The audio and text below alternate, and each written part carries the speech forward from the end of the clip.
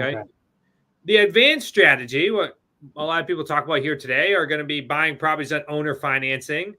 Now, that strategy is one of my favorite ones, given that there's roughly 30 to 40% of all the properties in North America are debt-free, which is a huge group of people in which we target for seller financing. Now, when I say seller financing, like in the pure sense, means there's no mortgage on the property, which means that now me and the seller are going to structure the terms of the agreement together. So we'll close on it.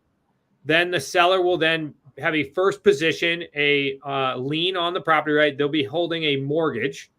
And then you and the seller will create the terms of that mortgage. So you're going to agree upon what the price is going to be, the monthly payment. Is it done in installments? Is there an interest rate? Is there a down payment involved?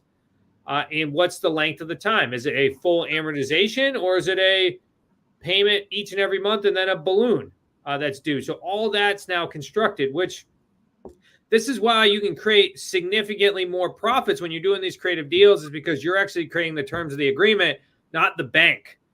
This is how we get no money. This is how we get no money down deals. This is how we get 0% interest rate deals when it comes to these structures, because you're dealing directly with the seller themselves.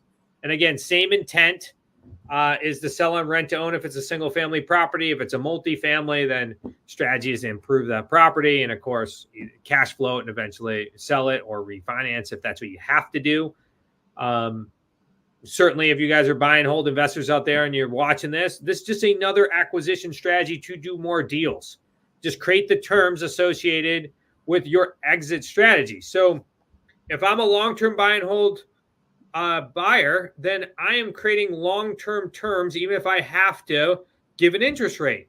Mm-hmm. Versus if I'm a rent-to-own seller, right, or rent-to-own buyer, then what I'm doing is I can create shorter terms and do 0% interest because I know I'm going to cash out the seller within 3 to 5 years. So I don't need to incentivize them to have a 30-year mortgage. I just need the right terms for a short period of time so I can make money off of this particular deal.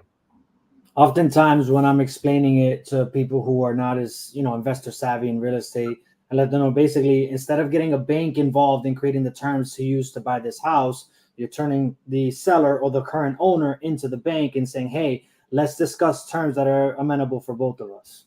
For sure, right? Because all you're essentially doing is creating an IOU, right? An IOU is going to create the terms of the agreement. And then the mortgage is then going to be the instrument that ties the IOU to that property.